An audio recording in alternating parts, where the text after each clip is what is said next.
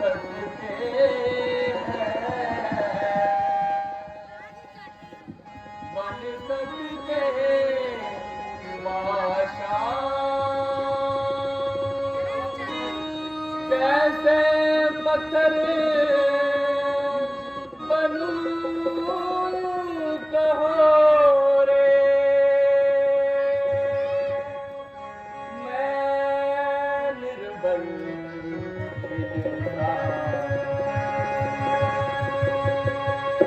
बोलो जमीन बोलो आसमान, बोलो जमीन बोलो आसमान, कोई तो जवाब दो बोलो रे जुबान, कौन सी दिशा में गए मेरे भाई राम। बोलो जमीन बोलो आसमान, बोलो जमीन बोलो आसमान।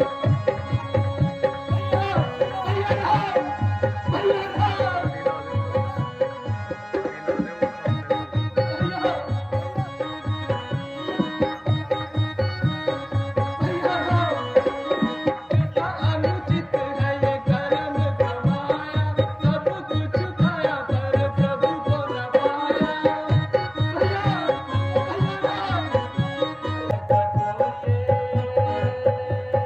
कैसा है कठोर ये,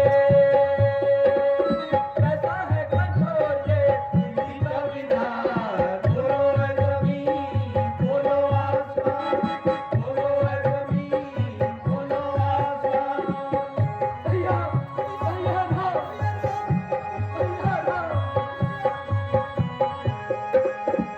रोको रोको रास्ता हवाओं की दिशाओं, बंद करो आंखें सारे गगन के राहों। भैया रोको रोको रास्ता हवाओं की दिशाओं, बंद करो राहें सब गगन के तारों। जाने नहीं पाए, जाने नहीं पाए, जाने नहीं पाए मेरे करुणा निधान। बोलो जमीन बोलो आसमान, बोलो जमीन बोलो आसमान, बोलो जमीन बोलो आसमान, बोलो जमीन बोलो आसमान। जरा देखना, ये जंगल के जानवर इतना भय क्यों खा रहे हैं और यह तेजी से भागे जा रहे हैं। जरा देखना इन पर क्या मुसीबत आई है जो इन्होंने इस तरह आफत मचाई है। भ्राताश्री सावधान हो जाइए, सूर्यवंशी झंडा हवा में लहरा रहा है और लगता है भारत अनगिनत सेना लेकर किसी और आ रहा है। अगर भारत है तो इसमें चिंता क्या है। मालूम होता है उसकी चारों का है विश्व दांत तोड़ दूं, कोई खोज नहीं फुंकार नहीं। पृथ्वी हो चाहे खंड खंड विद्या, चाहे अदृत हो जाए, चांद भी यदि समुद्र से मिलकर आसमान से टकरा जाए, यदि शंकर भी उसकी मदद को है तो शंकर का साक्षी है, मर्दन में उसको मारूंगा, क्या रुकवाई का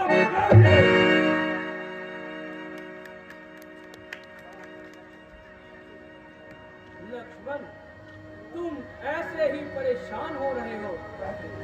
वह देखो, वह तो बेचारा अकेला ही हमारी ओर भागे आ रहा है।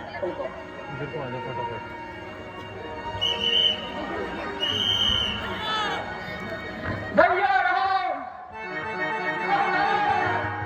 भैया रहो, भैया रहो, भैया मैं आ गया, भैया मैं आ गया, भैया मैं आ गया। भैया भैया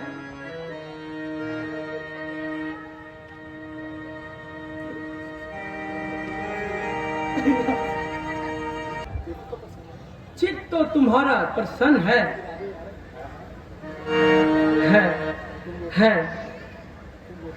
तुम रोते क्यों हो? आखिर कोई कारण हो तो मुझे बताओ। आखिर मुझे बताओ तो सही, बात क्या है जो आप इतना बिलक बिलक कर रो रहे हैं?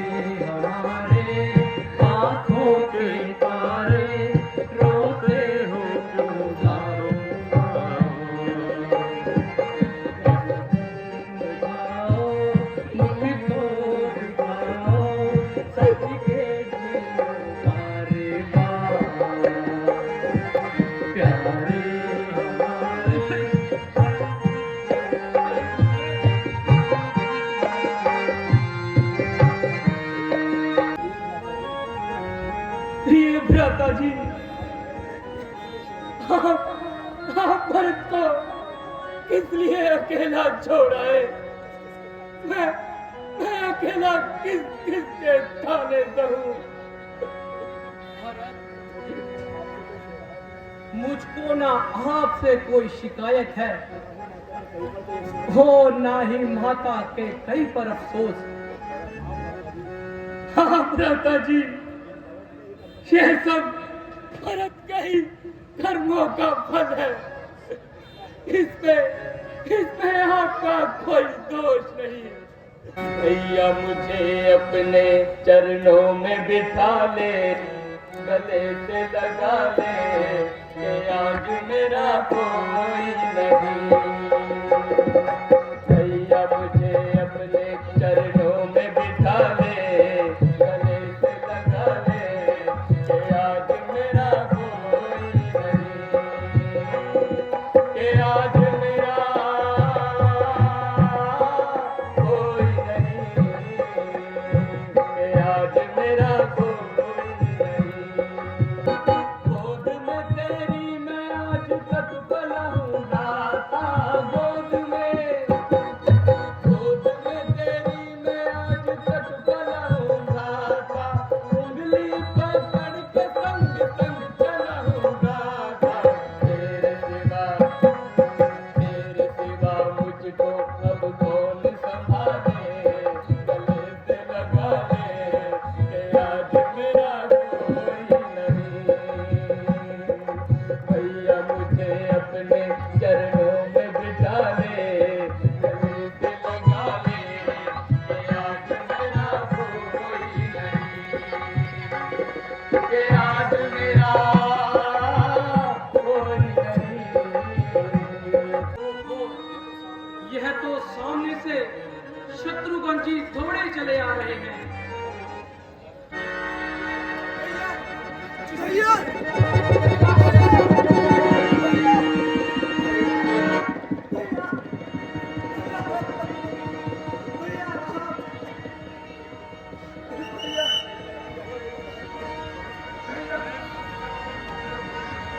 एक शत्रुघ्न तो क्या, माताएं और गुरु विशिष्ट भी साथ में आए हैं।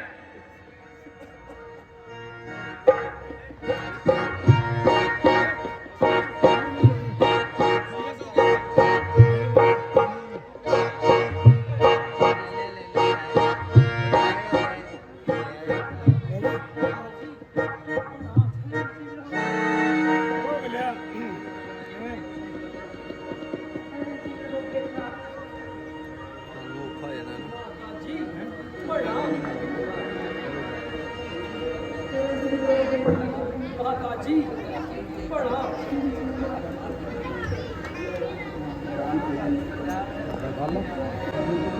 कहिए माता जी, आपकी तबीयत तो ठीक है,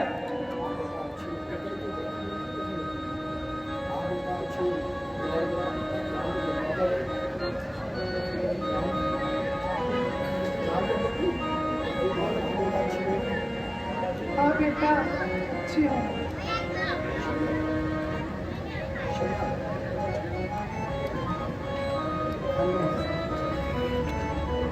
धन्य है हे जान सा मुखड़ा, दोबारा देखने को तो मिला। बेटा, शोक शोक की तुमंदी मार अपने पिता की दीवार ना कर सके। क्या कहा? क्या कहा? पिताजी स्वस्थ सुधार गए? पिताजी!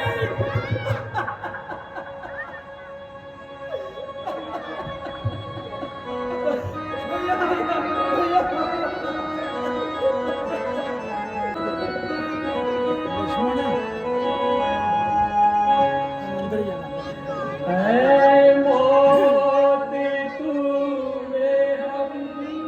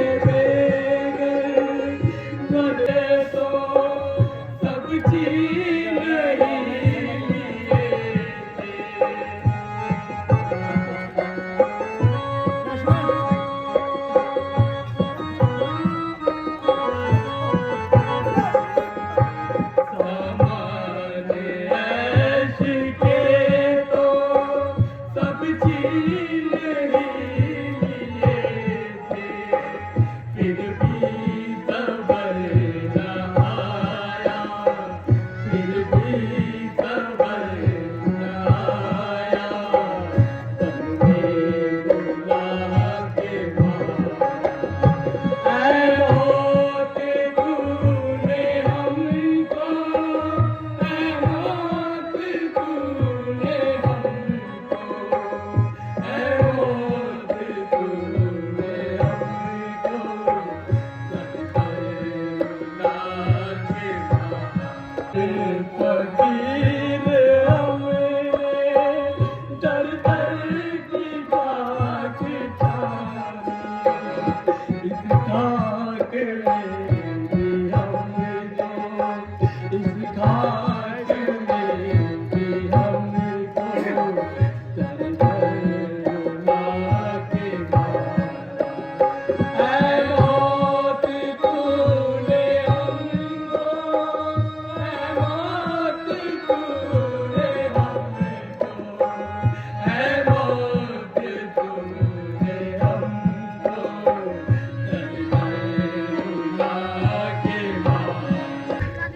आखिर मुझे पता भी लगे पिताजी को ऐसा कौन सा रोग हो गया।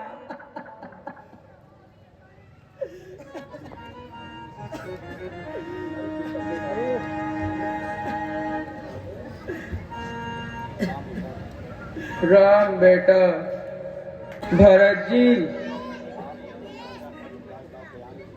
आप अपने मानसिक अभिप्राय का बयान कीजिए। पिताजी, अंतिम समय में भी मुझे आपके दीदार ना हो सके।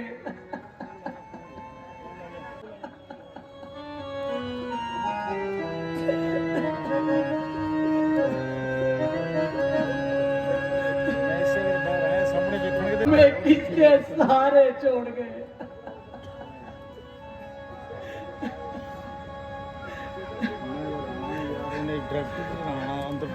बेटा,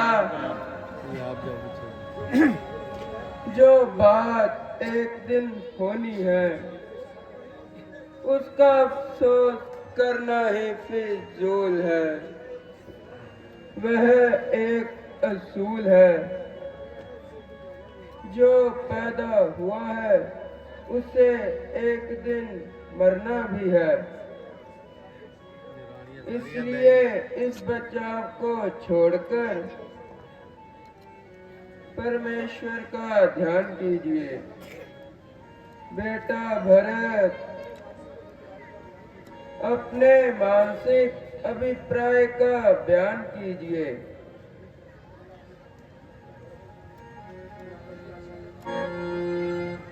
भ्राता जी, आशा है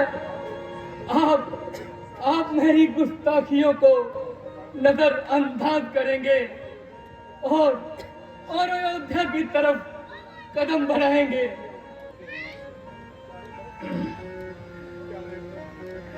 प्यारे भरत,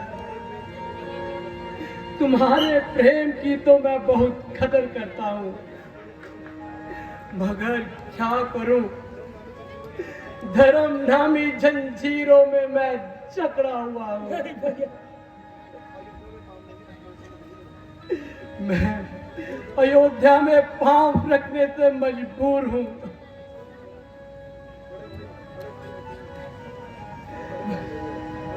बड़े भाई के होते हुए छोटा नाराज करता है, यदि करता है तो है अधर्म।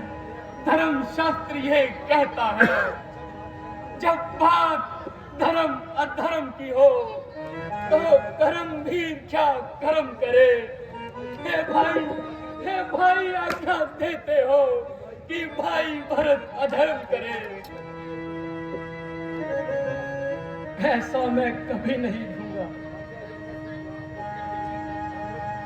आज्ञा ये है कि तुम पाप अनिति अधर्म करो।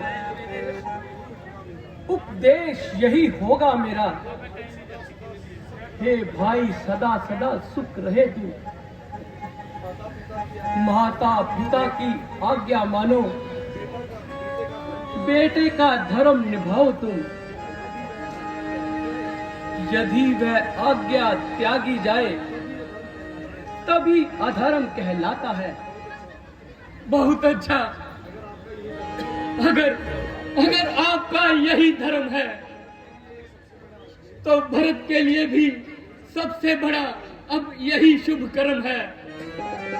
मैं भी आपके चरणों में 14 वर्षों तक वनवास करे।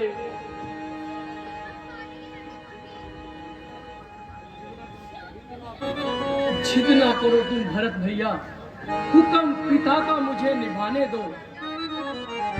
प्यारे भरत, परमेश्वर की कृपा से हमारा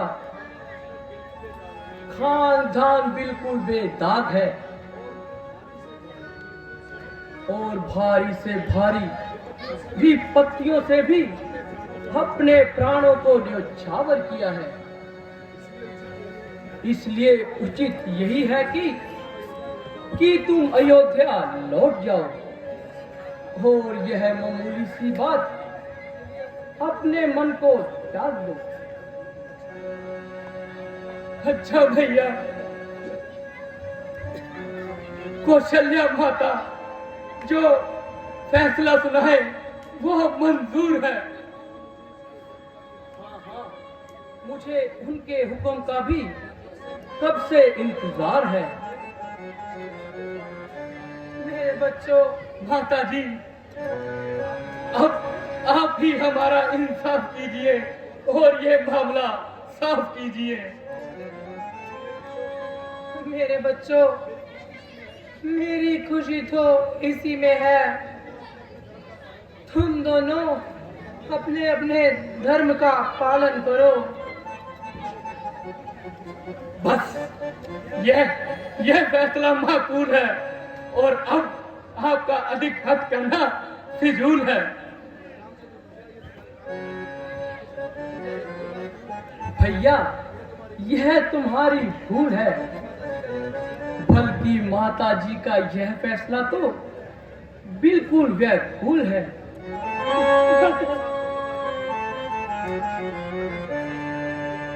माता जी, आप साफ साफ शब्दों में बता दीजिए और इस झगड़े को निपटा दीजिए। बेटा, अच्छा, यही था। तुम आपस में ही फैसला कर लेते, पर अगर मेरे मुख से ही निकलवाना चाहते हो तो सुनो। 14 वर्षों तक भरत अयोध्या में राज करे और रामचंद्र वनवास करे। हाय हाय क्या करूं, भरत को हर तरफ से मजबूर किया जा रहा है और ना चाहते हुए भी आपके चरणों से दूर किया जा रहा है। बहुत अच्छा, आप इतनी कृपा कीजिए कि अपनी ये खड़ाऊ मुझे दे दीजिए। मैं इन्हें अपने साथ ले जाऊंगा और इन्हीं से तख्ते अयोध्या को सजाऊंगा।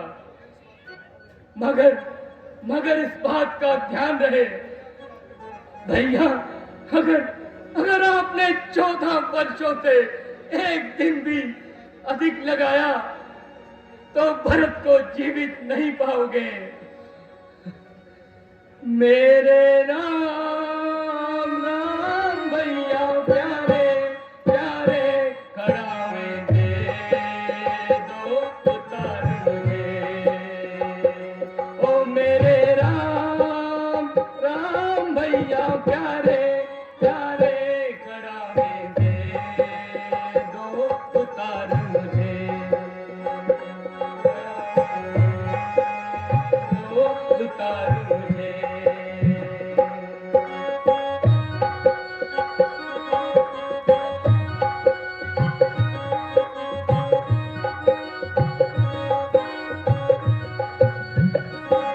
इन खड़ाओं को मैं ले जाऊंगा, इनसे तख्ते अयोध्या सजाऊंगा।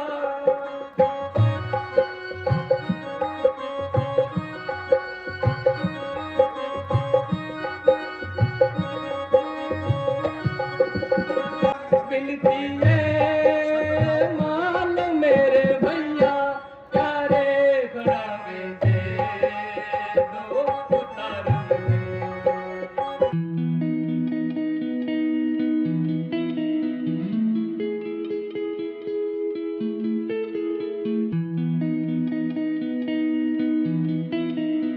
आई होप कि आप सभी को रामलीला का ये जो व्लॉग्स हैं अच्छे लग रहे होंगे। आप देखते हो बेटा, हैं देख लेते हो कभी कभी, तो मेरे चैनल को सब्सक्राइब ज़रूर कर देना और वीडियो को लाइक ज़रूर कर देना।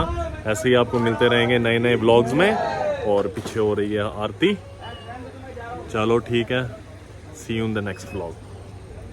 सी या, बाय बाय करो।